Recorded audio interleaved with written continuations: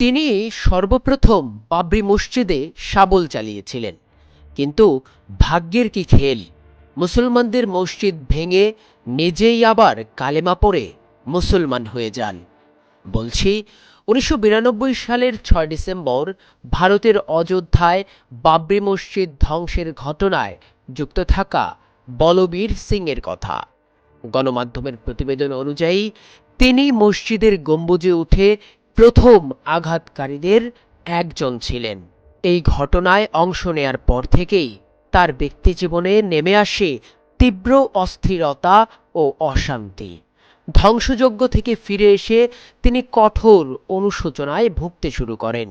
বাবরি মসজিদ ভাঙার পর তার নিজের পরিবার, পিতা, স্ত্রী ও আত্মীয়রা তাকে ত্যাগ করেছিল। মানসিক যন্ত্রণা, অপরাধ বোধ ও আধ্যাত্মিক সংকট তাকে পুরোপুরিভাবে ভেঙে দেয়। ঠিক এই সময় থেকেই তার জীবনে শুরু হয় নাটকীয় পরিবর্তন। 1993 সালের 1 জুন তিনি ইসলাম গ্রহণ করেন এবং নিজের নাম পরিবর্তন করে রাখেন মোহাম্মদ আমির। তার বক্তব্য অনুযায়ী বাবরি মসজিদ ভাঙা ছিল জীবনের সবচেয়ে বড় ভুল এবং এই পাপের প্রায়শ্চিত্ত করতেই তিনি ইসলাম গ্রহণ করেন। তিনি প্রতিজ্ঞা করেন জীবনে যতদিন সক্ষম থাকবেন ততদিন মসজিদ পুনর্নির্মাণ ও পুনরুদ্ধারে নিজেকে উৎসর্গ করবেন। বিভিন্ন সংবাদ মাধ্যমের তথ্য অনুযায়ী পরবর্তী 2 দশকে তিনি ভারতের বিভিন্ন স্থানে বহু পুরনো ও ভেঙে পড়া মসজিদ মেরামত ও পুনর্নির্মাণে কাজ করেন।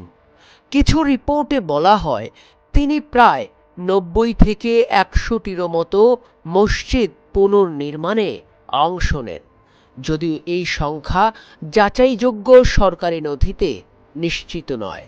তবুও তার এই পরিবর্তন সমাজে ব্যাপক আলোড়ন সৃষ্টি করে।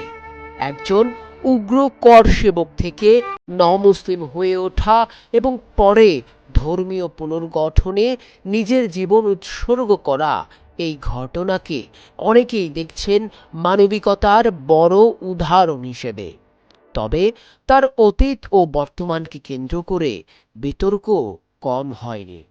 কেউ কেউ তার পরিবর্তনকে প্রকৃত অনুশোচনা বলে মেনে নিলেও আবার অনেকে মনে করেন এতে সাংগঠনিক বা রাজনৈতিক প্রভাব থাকতে পারে। জীবনের শেষ সময় তিনি হায়দ্রাবাদে নিভৃতে বসবাস করেছিলেন।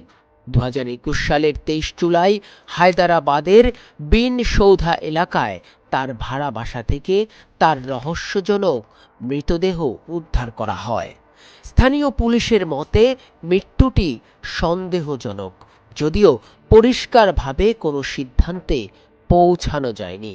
এছাড়া তার পরিবারও সঠিক তদন্তের দাবি জানায়। জীবনের শেষ পর্যন্ত তিনি নিজেকে পরিচয় দিতেন একজন অনুতপ্ত মানুষ হিসেবে, যিনি একসময় মসজিদ ধ্বংসে অংশ নিয়েছিলেন, কিন্তু জীবনের বাকি অংশটুকু সেই ভুল সংশোধনে ব্যয় করেছেন তিনি। তার মৃত্যু যেমন রহস্য রেখে গেছে, তেমনি তার জীবন আজও আলোচনায়। অপরাধবোধ, মানবিকতা, আধ্যাত্মিক পরিবর্তন এবং সামাজিক বিরোধের একটি অনন্য উদাহরণ হিসেবে আজও সকলের মাঝে রয়েছেন মোহাম্মদ আমির।